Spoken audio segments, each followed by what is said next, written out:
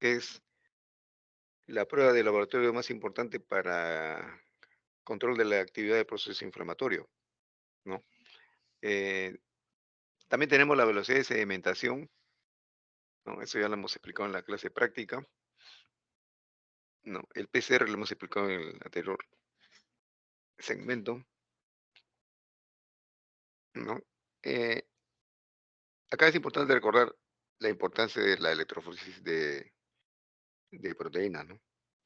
En primer lugar, hay que considerar la cantidad de proteínas que producen diversos órganos, ¿no? Por ejemplo, eh, las inmunoglobulinas que son producidas por linfocitos, ¿no?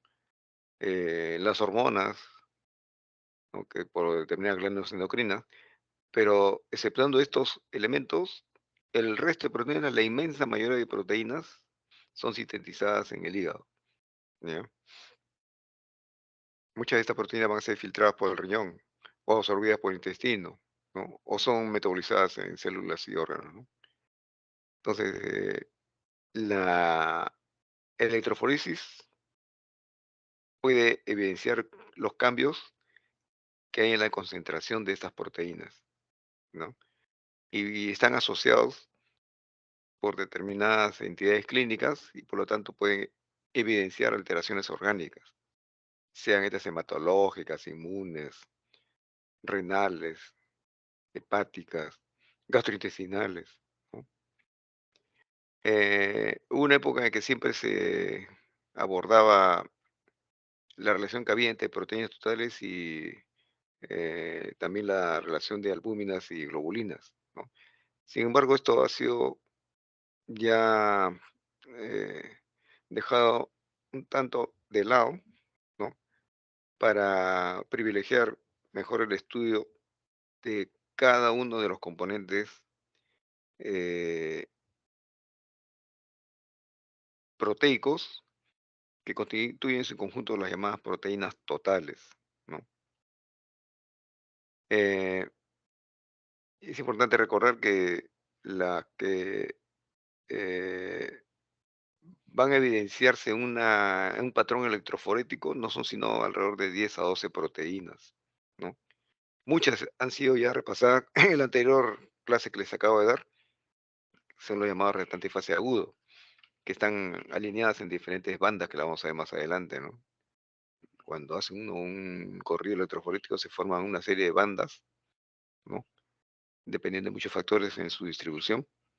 Y, insisto, están asociadas a algunas alteraciones, que es importante recordarlas de tal manera que pueda servir también de base para una ayuda al diagnóstico. Ayuda, insisto nuevamente, ¿eh?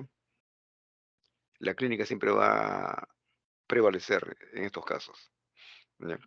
Bien, entonces, en primer lugar, ¿cuál es el fundamento? Básicamente el fundamento se basa en una propiedad de que las proteínas, para moverse de una dirección a otra, en primer lugar que debe estar, eh, digamos, en un medio que le permita ese desplazamiento, ¿no?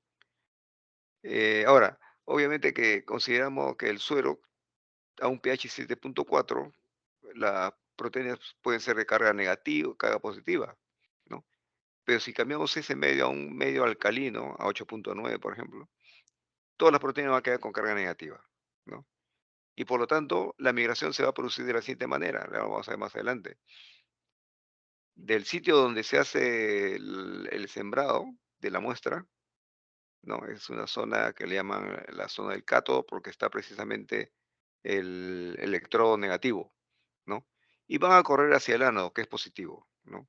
Como los electrones corren en esa misma dirección, entonces también estas proteínas corren en esa misma dirección, ¿no? ¿Con qué velocidad se mueven? Depende del peso molecular, depende de su carga eléctrica, ¿ya? Bien, este es básicamente lo que les estoy mencionando. A ver, un momentito, quiero ver acá.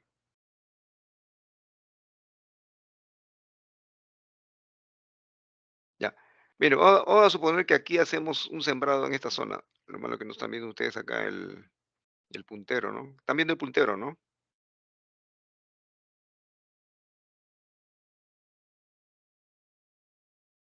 Sí se ve, doctor. Sí se ve, No, ¿no? ¿No se ve? ahora sí, doctor. Yo me acuerdo que antes acá había una, una herramienta que permitía a uno tener ahí un puntero tipo láser. Ahora ya no la puedo distinguir de acá.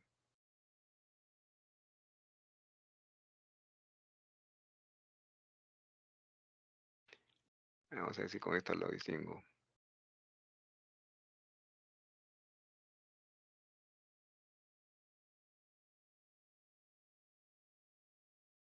No, no hay. Así está acá, ya lo vi.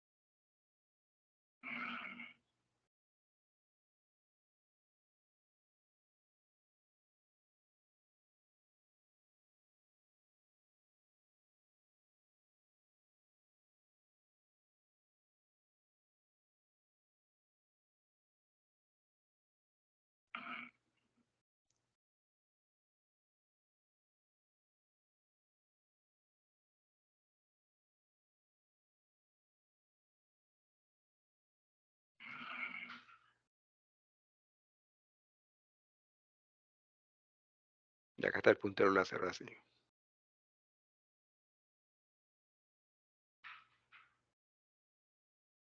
Mire, cuando se hace un correo electroforético, hay un gel agarrosa a un pH alcalino, y donde se hace un sembrado acá, vamos a poner acá en el cátodo, ¿no?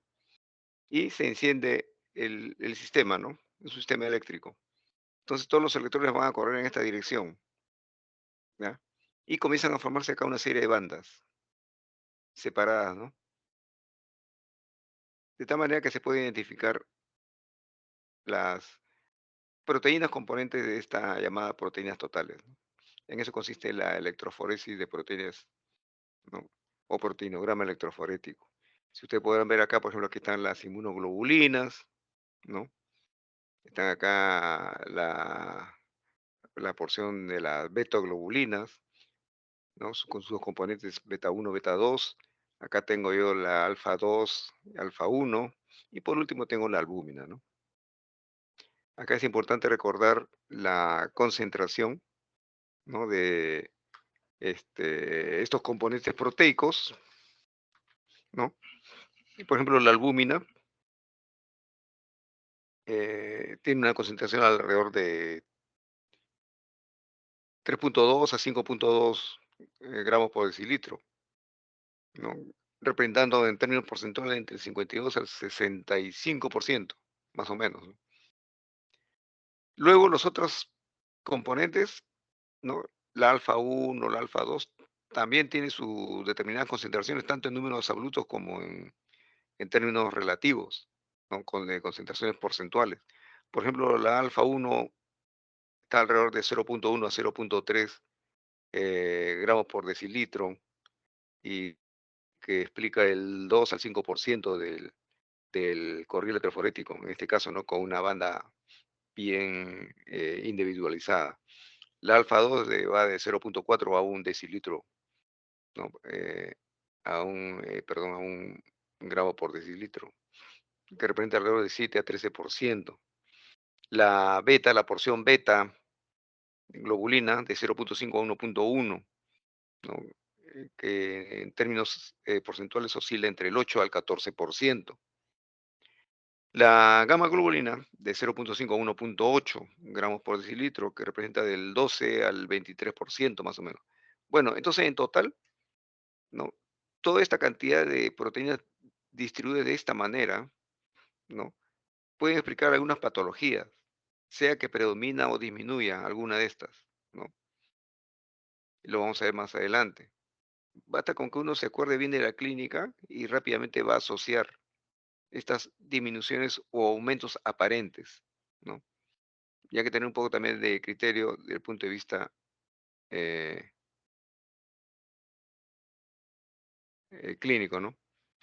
Mire, aparte de esto es importante recordar que hay también algunas interferencias que es importante tomarlo en cuenta al momento de interpretar los análisis, ¿no? Por ejemplo, la hemoglobina, observen la hemoglobina cómo se encuentra, acá está la hemoglobina, se encuentra entre el alfa 2 y la beta 1, ¿no? Un paciente que está en hemólisis, es probable que haya una interferencia en este lado, por ejemplo, ¿no?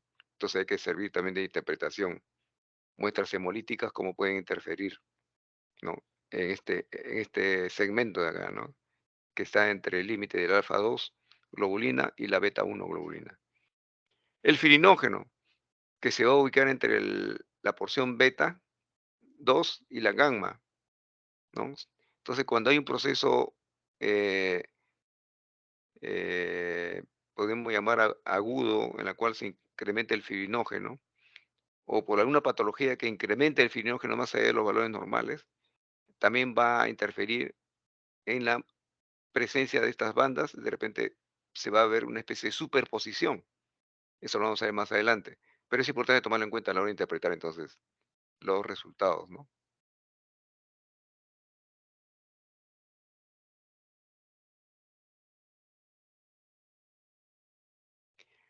Bueno, en relación a la albúmina, ¿qué podemos decir?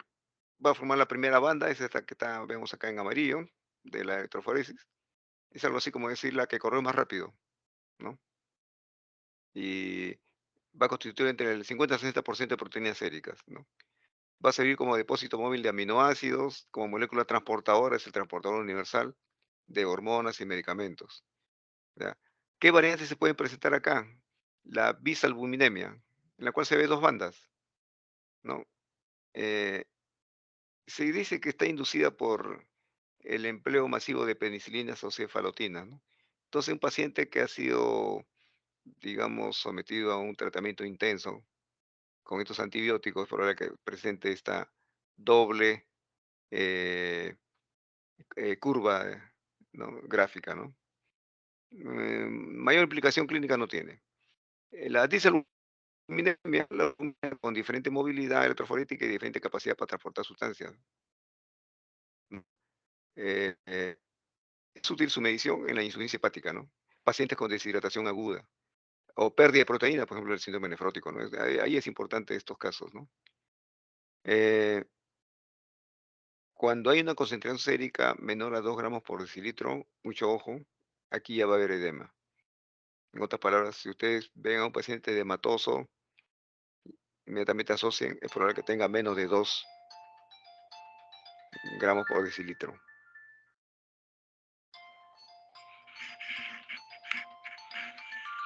A ver, un momentito, tengo una llamada.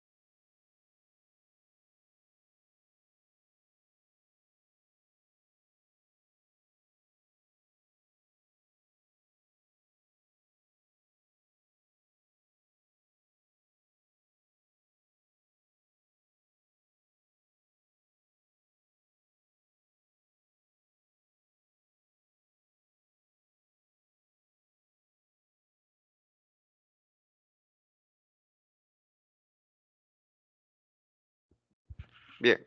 A ver, aló, ¿me escuchan, no?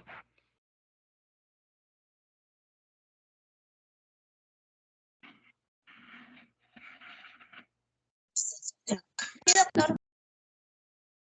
Ya, ok. Bien, entonces, Para pacientes con desnutrición crónica también dice que es un buen marcador cuando uno puede detectarlo por esta vía, ¿no? En relación a los aumentos de albúmina, miren, ahí sí hay que tener mucho cuidado en la interpretación, ¿ya? Generalmente, lo más frecuente está asociado con deshidratación, ¿ya?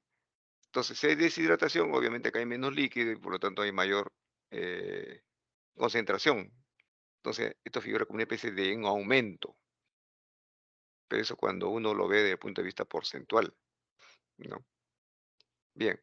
En cambio, la disminución sí ya nos puede llamar la atención, porque una de dos, o el hígado no está produciendo bien, entonces hay daño hepático, síntesis disminuida, o hay pérdida renal, proteinuria, ¿no es cierto? Ya no estamos asociando inmediatamente síndrome nefrótico, por ejemplo, ¿no? Bien, sigamos. Mira, acá está el caso de bisaluminemia. Se encuentra el doble patrón que hay acá de albúmina, ¿no? Como porcentaje, el valor está bien, se mantiene, ¿no? También está dentro de valores normales, o sea, acá, valores absolutos, pero es doble, ¿no? ¿A qué habíamos asociado?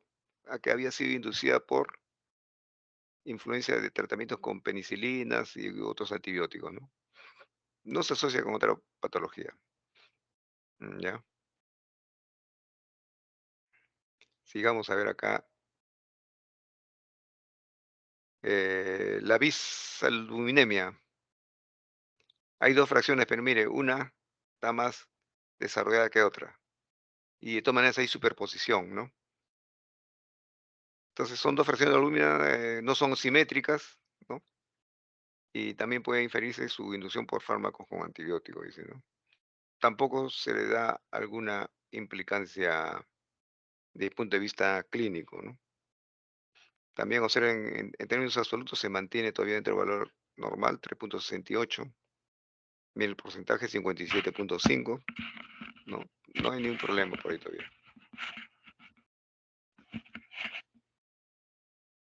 Eh, o sea, en la relación albúmina-globulina mayor a 1, ¿no? Sigamos acá, a ver. En relación a la fracción alfa 1, ¿no? Mire, básicamente tiene tres componentes proteicos: la antitripsina alfa 1, la alfa-fetoproteína y la lipoproteína alfa y glicoproteína ácida alfa 1, o también conocida como oroso mucoide, eso lo hemos visto en los restantes fase aguda, ¿no? La antitripsina alfa 1 es el 90% de las proteínas en esta banda, ¿no?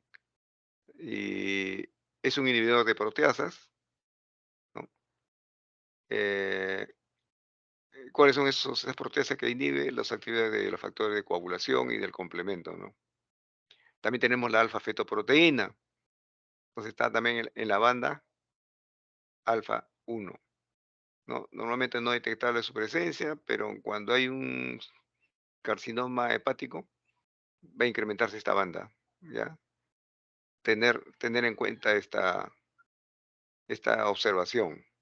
Es importante ejercitarse siempre en tener patrones electroforéticos que rápidamente nos pueden llevar a una sospecha, ¿no? Cuando está, por ejemplo, la alfa-fetoproteína incrementada. Después tenemos la glicoproteína ácida alfa 1 o lipoproteína alfa, ¿no? Se tiñen débilmente, normalmente se tiñen débil, ¿no? No son representativas, ¿no? Pero cuando se van a presentar elevaciones en procesos inflamatorios, en donde hay reactantes de fase aguda presentes, ¿no? ¿Cuándo se va a observar disminución? Paciente con daño hepático, paciente con cirrosis, ¿no? O pacientes que tienen una deficiencia congénita de la alfa 1 antitripsina, ¿ya? Hay una asociación también que es importante recordar, ¿ah? Que en un estudio se hizo que el 75% de adultos con deficiencia grave de alfa 1 antitripsina, ojo, alfa 1 antitripsina, desarrollan enfisema. ¿Por qué mecanismos? Mm, no se desconoce, ¿no? pero de hecho hay una enfermedad hepática, ¿no?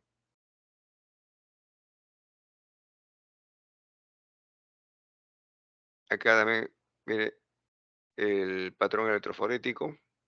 Observen albúmina, ¿cómo está la concentración de albúmina? Baja, ¿no? Desde el punto de vista porcentaje, 48.6% está bajo. Gramos por decilitro, 2.09. Está muy bajo, ¿no es cierto? Entonces, esto indica un proceso inflamatorio agudo en curso. ¿Ya? Acuérdense que habíamos dicho que la albúmina es un reactante de fase agudo negativo, por lo tanto disminuye, ¿no es cierto? En cambio, la alfa-1 antitripsina es un reactante de fase agudo, ¿no? Y por lo tanto, miren, observen, eh, está aumentado, ¿no? Tanto en números absolutos como en términos porcentuales. En términos porcentuales en 10.6, máximo puede llegar a 5. Y en números absolutos está en 0.46 gramos por decilitro. Aquí máximos debería estar en un valor de 0.3, está elevado, ¿no? Entonces acá, albúmina disminuida, ¿no? Igual aumento falso del resto de otras fracciones. Aquí hay que observar valores absolutos y porcentuales, ¿no?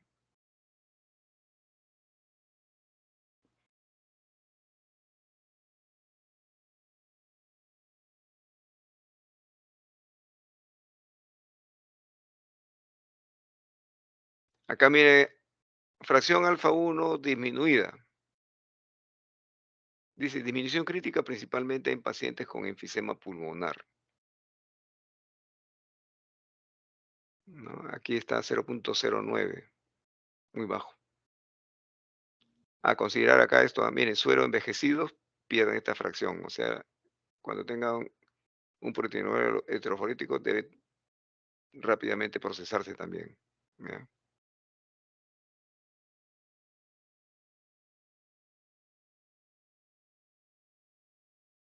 Sigamos acá. A ver, la fracción alfa 2. ¿Qué podemos hablar de la fracción alfa 2? ¿Qué proteínas la componen?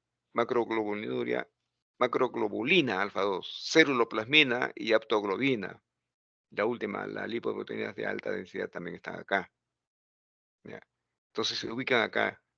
Y ahí sí hay también que hacer un análisis. Por ejemplo, a ver, la macroglobulina tiene un peso molecular de 7.25 kilodalton. Es un inhibidor de proteasas como la tripsina y la plasmina, reactante de fase aguda. Se puede elevar de 3 a 8 veces en procesos que aumentan la filtración glomerular con pérdida de proteínas. La ceruloplasmina, proteína transportada de hasta el 95% de toda la reserva de cobre en el organismo. Hay formas heredadas y adquiridas de esta deficiencia. La autoglobina, también hemos hablado en la clase anterior, ¿no? Es la proteína transportadora de hemoglobina, liberada por hemólisis de glóbulos rojos. Cada vez que hay hemólisis va a disminuir. ¿Por qué? Porque se forma complejo aptoglobina, hemoglobina. ¿Ya? Ustedes saben que la hemoglobina es un reactante de fase agudo, perdón, la hemoglobina es un peroxidante, ¿no? Entonces la autoglobina, su función es neutralizar esa actividad peroxidante, si no va a destruir todas las células endoteliales que encuentre en su camino.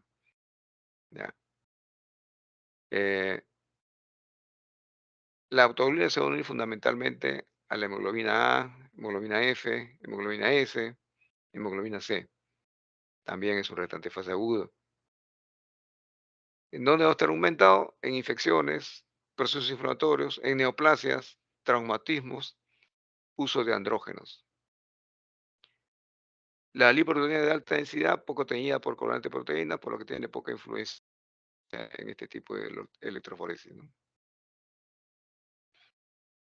Disminuye, disminuye en procesos hemolíticos, en anemia megaloblástica, en daño severo hepático, cirrosis, hepatitis, tumor hepático. ¿En qué aumenta? Aumenta en procesos inflamatorios agudos o crónicos. En algunas neoplasias, miren, también infarto de miocardio. Síntesis aumentada de autoglobina por procesos hemolíticos. ¿no? Y en el síndrome nefrótico, ¿no? Por acumulación de HDL, o sea, la lipoproteína de alta densidad. Es importante asociar esto con algunas patologías, repito, ¿no?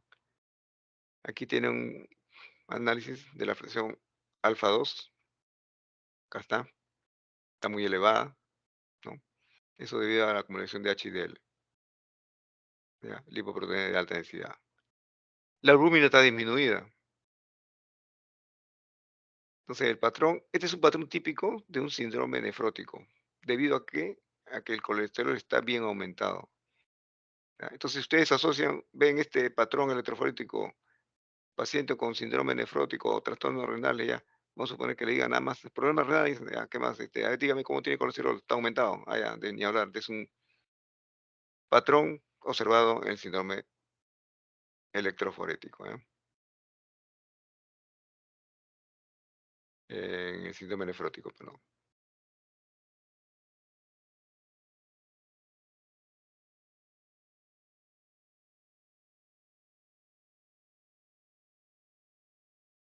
Mira acá el patrón alfa y beta están aumentados en términos porcentuales. Miren, están aumentados los dos, ¿ya? Pero miren la concentración en números absolutos. Aparentemente están dentro de valores normales, ¿no?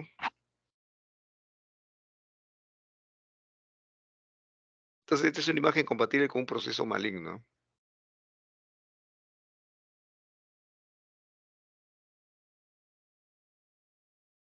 Y aquí, a ver, ¿en qué consiste el proceso maligno? Dice, fenómeno inducido por disminución de albúmina. Ya, muy bien.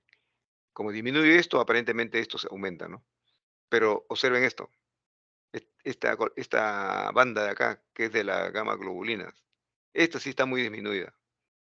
Miren, 0,67 en términos absolutos, ¿ya?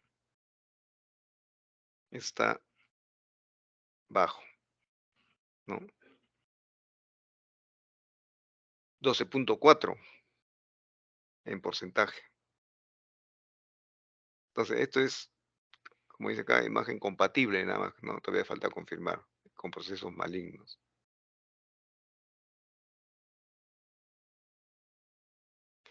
La fracción beta, ¿qué es la fracción beta? Es la que sigue, es la que está acá, ¿no? Puede dividirse en dos bandas, lo que pasa es que están superpuestas. La fracción beta 1, que es más anódica, se tira para la izquierda, hacia el lado donde está la albúmina, ¿no? Está constituida por transferrina, miren, transferrina, o beta 1 glicoproteína también va. Papel fundamental en la dinámica del hierro. Básicamente acarreo de sitios de depósito al hígado hacia los sitios donde hay células que están sintetizando hemoglobina, ¿ya? Pero si hay un proceso inflamatorio, eso no va a suceder porque la transferrina, que es la encargada de hacer esta transferencia, está disminuida. Entonces no puede ir al sitio donde hay electroforesis, eritropoiesis de medulosis, ¿ya? Aumento. La transferina es abundante, bueno, en la leche materna, hay aumento en suero de bebés lactantes y madres lactando. En pacientes con deficiencia de hierro aumenta para compensar el déficit de hierro de una forma precoz, ¿ya? Disminuye. ¿Cuándo disminuye? Acuérdense siempre, enfermedad hepática, nefrosis por pérdida de proteínas, anemias crónicas, neoplasias y en procesos infecciosos.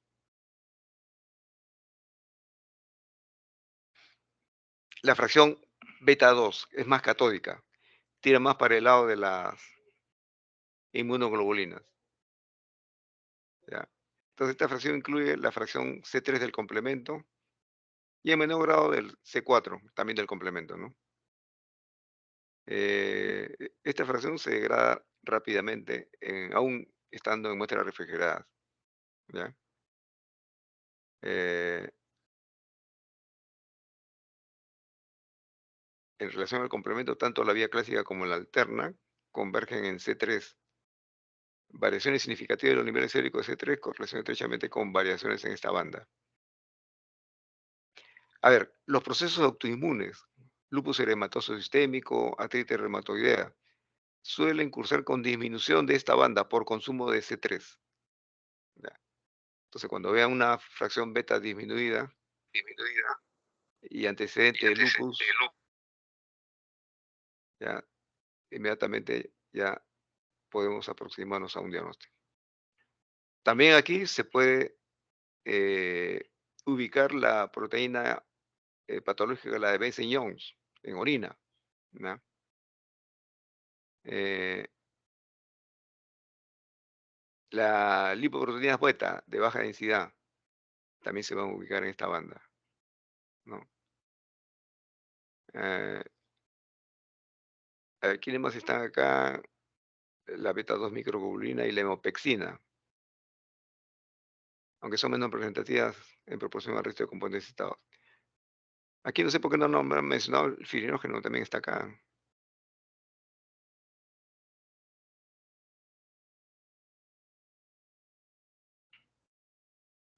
Fracción beta, padecimientos que afectan el nivel de fracción beta 2, hipogamaglobulinemia y padecimientos con pérdida de inmunoglobulinas. En enfermedad maligna, enfermedad de Hodgkin, leucemia granulocítica crónica, mieloma múltiple, macroglobulinemia de Waldenström, gamapatías monoclonales, hipergamaglobulinemia policlonal, hepatopatías crónicas, enfermedades autoinmunes como lupus, artritis reumatoidea, síndrome de Sjögren, esclerodermia, infecciones crónicas como tuberculosis, lepra, entre las bacterianas, osteomelitis, endocardite bacteriana, tripanosomiasis y paludismo calazar en las parasitarias, actinomicosis, nocardiosis en las micóticas, mononucleosis infecciosa, miren acá el virus de Epstein-Barr, bartolenosis, linfogranuloma venéreo, bartonelosis como virales.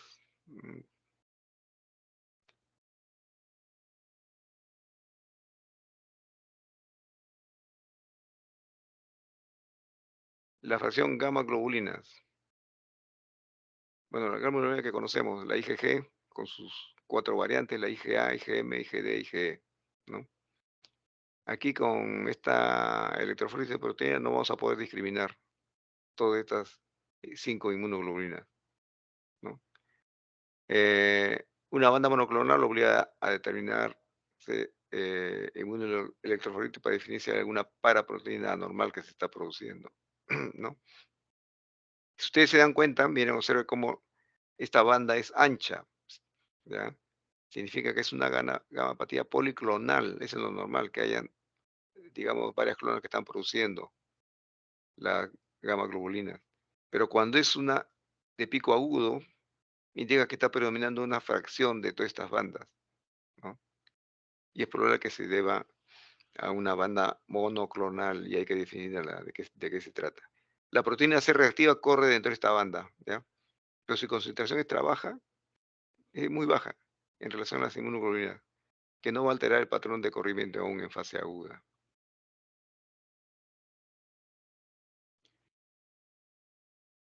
Mira acá una inmunoelectroforesis para definir paraproteína en mieloma. Inmunoelectroforesis, ya no es la famosa electroforesis o proteinograma electroforético. Acá ya han utilizando otros mecanismos, ¿no? Para definir las fracciones, ¿no? Y aquí se nota, por ejemplo, mira esta fracción que se ha desprendido, ¿no? Eh, entonces aparecen bandas monoclonales bien definidas, pero gracias al mecanismo de llamado inmunoelectroforesis.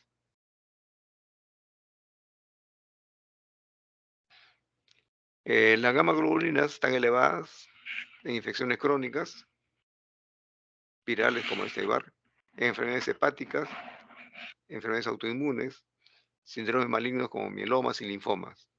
¿Dónde se disminuye?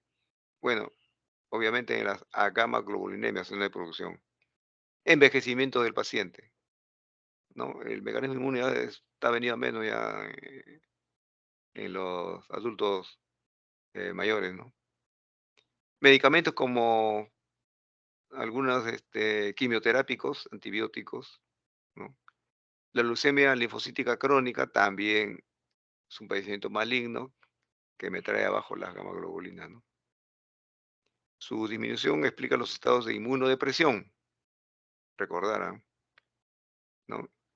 Y aquí sí hay que determinar por otros métodos a fin de hallar su especificidad, en qué consiste esa malignidad. Miren acá, la disminución de la fracción gamma, muy disminuida, ¿no? Y esto va asociado con que el paciente no tiene una buena respuesta inmunológica. Miren acá, a gamma globulinemia, no hay ya el patrón electrofórico para la gamma globulina. Esta es la gamma globulinemia pura. Este es lo que le decía a mí esta banda monoclonal, ¿ve? Esto normalmente debería estar en una curva de base ancha, pero miren cómo se ha disparado, una banda picuda, ¿no? Esto va asociado con un mieloma. Aquí habría que establecer también la presencia de proteínas Benson-Jones, por ejemplo, ¿no? En orina.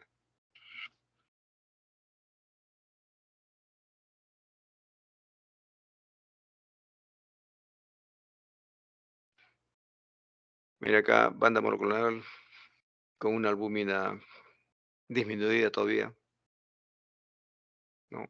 Al parecer esto es el inicio de un tratamiento. Sigue cayendo, sigue cayendo el tamaño de esta banda de la gamma globulina, en cambio la albúmina va aumentando. Al parecer hay una buena respuesta. Miren cómo ya se normalizó, ¿no? Miren, la banda ya está en su característica normal y miren la albúmina cómo llegó ya a valores normales.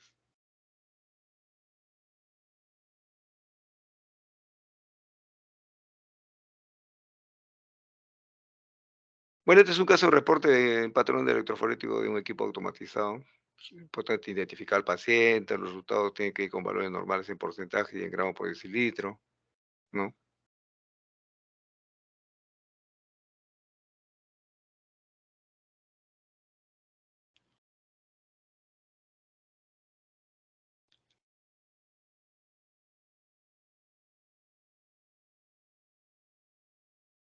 Miren acá, por ejemplo,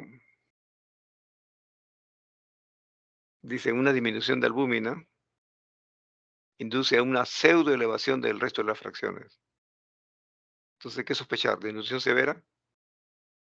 ¿Hay desnutrición? ¿Deshidratación?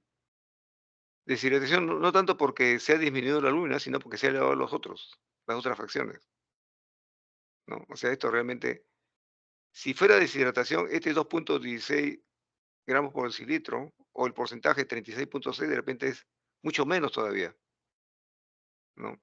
Entonces pensar en deshidratación o también desnutrición severa, ¿no? Acá observen ustedes, ¿no?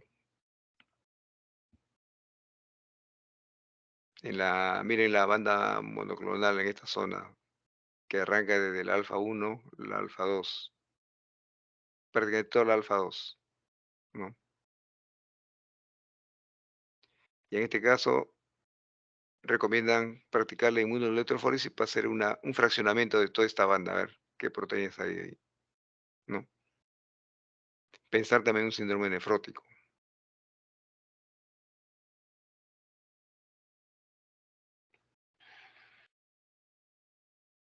Mira acá, por ejemplo, albúmina muy disminuida, 0,62 gramos por decilitro. Pero observen el patrón electroforético. La alfa 2 y la beta prácticamente están fusionados, ¿no? Están aumentados. Este es un proceso hepático maligno. Miren, estos patrones son característicos. Es importante que ustedes lo practiquen y lo asocien, ¿no? Bueno, este es un mieloma, ¿no? El alfa 2, síndrome nefrótico. El beta, enfermedad maligna.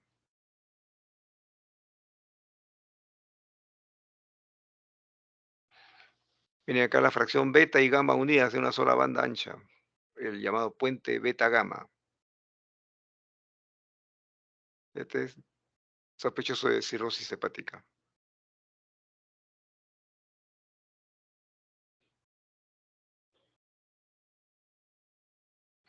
Mire esta banda policlonal que invade la fracción beta. Miren, prácticamente acá, en esta zona de la beta, está invadida por esta banda policlonal, ¿no?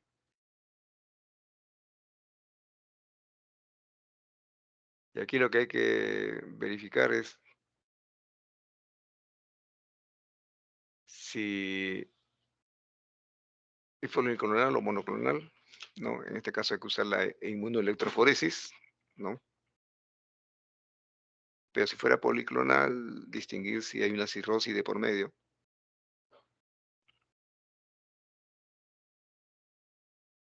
Lo que llama la atención es esta tremenda elevación, ¿no? De la fracción gamma.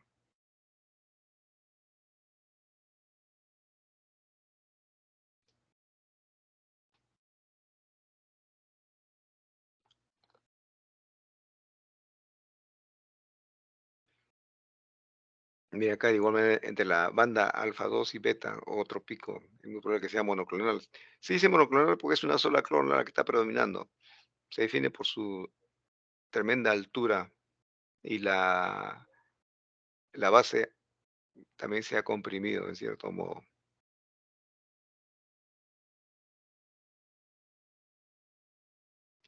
Bien, entonces, esto es todo en relación al estudio de la electroforesis de proteínas. También se aplica para el examen de orina, ¿no? Sobre todo cuando estamos sospechando presencia de proteínas Benson-Young, ¿no? Enfermedad de cadenas pesadas, ¿no? También se aplica para el estudio de líquido cefalorraquídeo, ¿no? Sobre todo en pacientes que tienen signos de esclerosis múltiple, ¿no? Que pueden apoyar un diagnóstico aun cuando no hay una, un signo de patognomonía, ¿no? Bien, ¿hasta aquí alguna pregunta?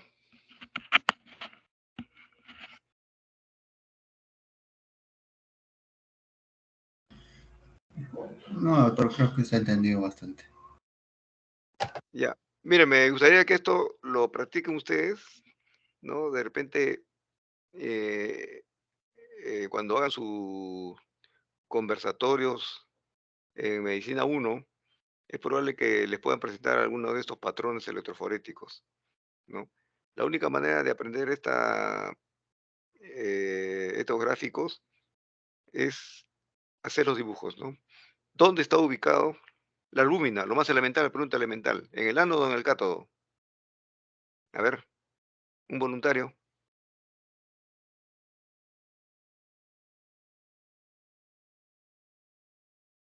Un voluntario altruista porque no se va a ganar puntaje.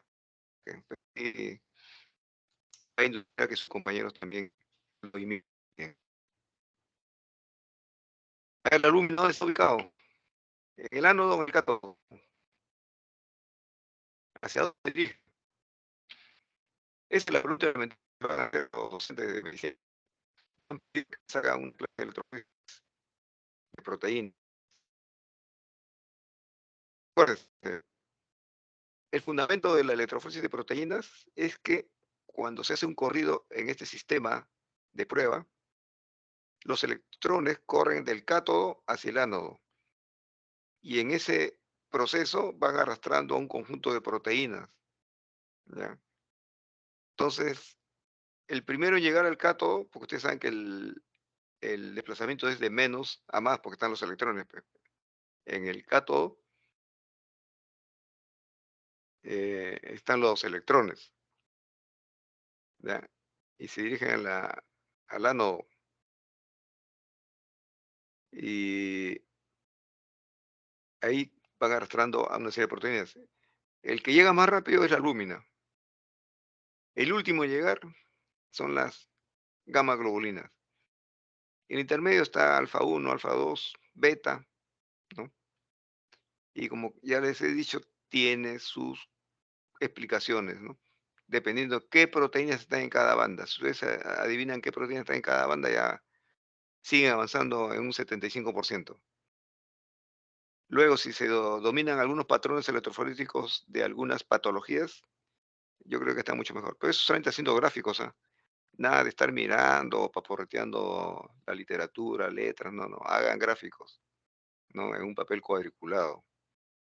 Y pongan su signo menos, que es el sitio donde se siembra la sangre, y en el otro polo está el signo positivo, que es donde se produce la dirección del desplazamiento. ¿Ya? Recordar eso porque eso también, cuando llegue al internado, también le va a ser de importancia. Bien, entonces, hasta acá nomás quedamos. He colgado por si acaso las diapositivas, ¿no? Listo, Bien. doctor. Gracias, doctor. Muchas gracias, Ya. doctor. Ok, ya.